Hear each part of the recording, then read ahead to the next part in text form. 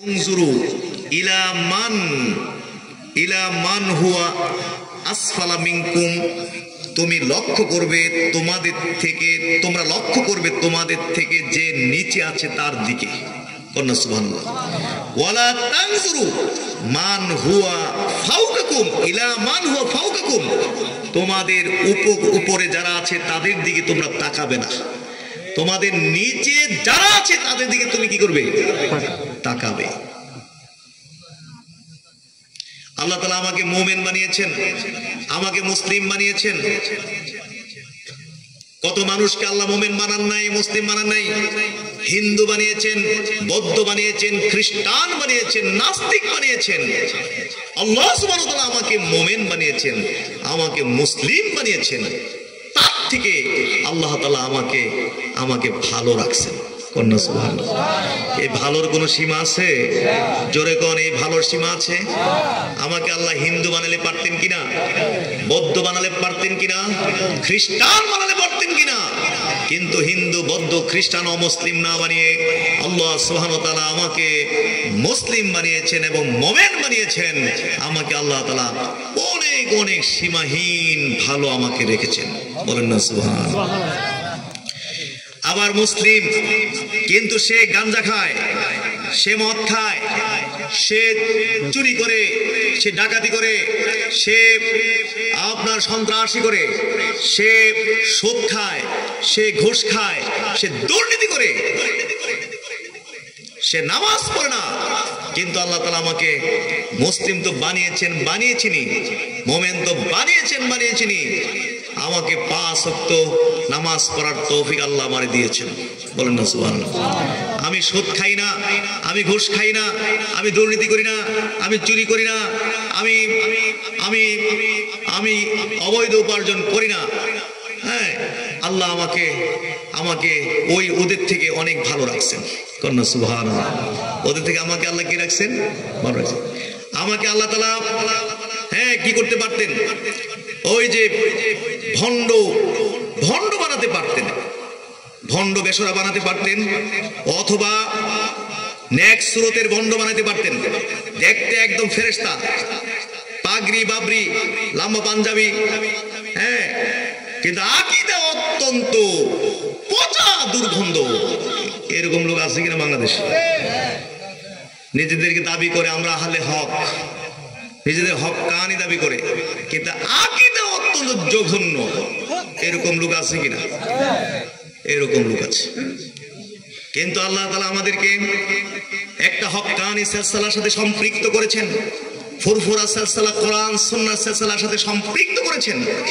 আমাদেরকে সম্পৃক্ত করেছেন সোনাকান্দা দরবার শরীফের মতো একটি কোরআন সুন্নাহ ভিত্তিক একটি দরবারের সাথে, সতুরা দরবারের সাথে আমাদেরকে সম্পৃক্ত করেছেন। আমাকে এই সিলসিলার সাথে না রেখে আমাকে ওই আহলে হকের নামে, যাদের আকীদা জঘন্য পচা দুর্গন্ধ, ওদের দলেও আমাদেরকে নিতে পারতেন। কিন্তু আল্লাহ তাআলা তাদের থেকে আমাদেরকে ভালো রাখছেন। বলুন আলহামদুলিল্লাহ। আমি জানি এই ব্রাহ্মণবাড়িয়া এই জেলার ব্যাপারে বাংলাদেশের মানুষের ধারণা নেই। তারা মনে করে এই জেলা আহলুস সুন্নাহ ওয়াল জামাতের জেলা নয়, মনে করে অন্যদের জেলায়। আরে হয়তো প্রপারটাকে আপনারা হয়তো একটু অবদখল করে রেখেছেন, কিন্তু মূলত গোটা ব্রাহ্মণবাড়িয়া এটা আহলুস সুন্নাহ ওয়াল জামাতের ঘাঁটি। আল্লাহু আকবার, ইয়া রাসূলুল্লাহ, জিন্দাবাদ জিন্দাবাদ। এই ব্রাহ্মণবাড়িয়া জেলার সারা বাংলাদেশের মানুষকে আমি জানাইতে চাই, মেসেজ দিয়ে রাখতে চাই, এই ব্রাহ্মণবাড়িয়া জেলা অন্য কারো জেলা নয়। এই গোটা ব্রাহ্মণবাড়িয়া জেলা হলো এটা আহলুস সুন্নাহ ওয়াল জামাতের জেলা। এই জেলা হলো হক্কানি পীর মাশায়েখ আউলিয়া কেরামের জেলা। ঠিক, এটা সতুরা সোনাকান্দার জেলা। এই জেলা হলো ফুরফুরা সিলসিলার জেলা। ঠিক।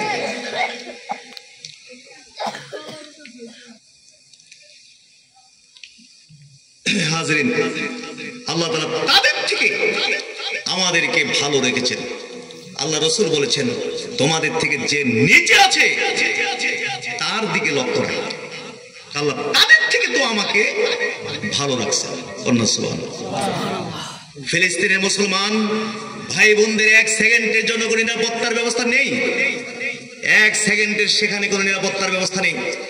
এই পর্যন্ত সরকারি হিসাবে 43,000-এর উপরে মুসলিম ভাই বোনকে হত্যা করেছে সে জারজ রাষ্ট্র, অবৈধ রাষ্ট্র ইসরায়েলের গুন্ডা পান্ডারা, সন্ত্রাসীরা আপনার সেখানে 43,000-এর উপরে মুসলিম ভাই বোনদেরকে হত্যা করেছে। ইন্না লিল্লাহি ওয়া ইন্না ইলাইহি রাজিউন। সেখানে 1 সেকেন্ডের জন্য কোনো নিরাপত্তা নেই। আল্লাহর কাছে দোয়া করি আল্লাহ তাআলা যেন ফিলিস্তিনের মুসলমান ভাই বোনদেরকে হেফাজত করেন, ইসরায়েলকে হালাক করে দেন, ধ্বংস করে দেন। 1 সেকেন্ডে তাদের কোনো নিরাপত্তা নেই, কিন্তু আল্লাহ সুবহানাহু ওয়া তাআলা আমাদেরকে নিরাপদে রেখেছে। বলেন না সুবহানাল্লাহ। এখানে ক্ষেপণাস্ত্র করার সম্ভাবনা আছে নাকি? কিন্তু ফিলিস্তিনে 1 সেকেন্ডের কোন নিরাপত্তা আছে? যে কোনো মুহূর্তে হঠাৎ একটি ক্ষেপণাস্ত্র এসে শত শত মানুষের জীবন ধ্বংস করে ফেলতে পারে, এরকম ঝুঁকির মধ্যে আছে। তাদের থেকে আল্লাহ সুবহানাহু ওয়া তাআলা আমাদেরকে নিরাপদে রেখেছেন। বলেন না সুবহানাল্লাহ। এইভাবে আল্লাহ রাসূল বলেছেন তোমাদের থেকে যে নিচে তার দিকে লক্ষ্য করো। বলেন না সুবহানাল্লাহ। ঢাকা শহরে যাবেন, এই যে টোকাই ছিন্নমূল বাচ্চা, কালকেও আমি ঢাকা থেকে এসেছি, দেখলাম রাত, অনেক রাত মাহফিল শেষ করে যেতে যেতে বাসায় মনে হয় 2টা বেজে গেছে। কত বাচ্চা কাচ্চা, মায়াও লেগে গেল। কার বাচ্চা, কার ছেলে, কার পোলা এই যে ঘুরতেছে রাস্তায়, হ্যাঁ, টোকাই ছিন্নমূল, ঘর কই বাড়ি কই, কার ছেলে, এগুলো গাঞ্জা খাচ্ছে, ছিন্নমূল তো গাঞ্জা খাচ্ছে, কি পলিথিন না কির ভিতরে দিয়ে কি করতেছে না করতেছে এসব খাচ্ছে। মায়া লেগে গেছে বাচ্চাগুলো। কত মানুষ রাস্তায় ঘুমাচ্ছে, মশায় কামড়াচ্ছে, বৃষ্টি হলে একটা ছাদের নিচে আশ্রয়ের কোনো জায়গা নেই, কিন্তু আল্লাহ সুবহানাহু ওয়া তাআলা আমাদেরকে ছাদের নিচে রেখেছেন, একটি ঘর দিয়েছেন, 4টি খাবার ডাল ভাতের ব্যবস্থা করেছেন। কন্যা সুবহানাল্লাহ। আল্লাহ রাসূল বলেছেন তোমরা নিচের দিকে তাকাবে, নিচের দিকে তাকাবে, তাদের থেকে তো আল্লাহ তাআলা আমাদেরকে ভালো রাখছেন। কন্যা সুবহানাল্লাহ। ওয়ালা তানজুরু ইলা মান ফাওকাকুম, তোমাদের উপরে যারা আছে তাদের দিকে তোমরা তাকাবে না। উপরের কোনো সীমা নেই। 10 কোটি টাকার মালিক হয়েছেন, আপনি চাইবেন 20 কোটি টাকার মালিক হতে। আপনি চাইবেন 20 কোটি টাকা মালিক হয়েছেন, আপনি চাইবেন 50 কোটি টাকার মালিক হতে। বাংলাদেশের মধ্যে শ্রেষ্ঠ ধনী হয়েছেন, আপনি এতে সন্তুষ্ট থাকবেন না। আপনি চাইবেন সারা পৃথিবীর মধ্যে আমাকে শ্রেষ্ঠ ধনী হতে হবে। হ্যাঁ, আল্লাহ রাসূল বলেছেন আদম সন্তানের পেট কোনো কিছুতে ভর্তি হবে না, ইল্লা তুরাব, একমাত্র মাটি ছাড়া। আদম সন্তান মাটির নিচে যাওয়ার আগ পর্যন্ত আদম সন্তানের পেট পূর্ণ হবে না। সুতরাং ওইটার কোনো কি নাই, সীমা নাই।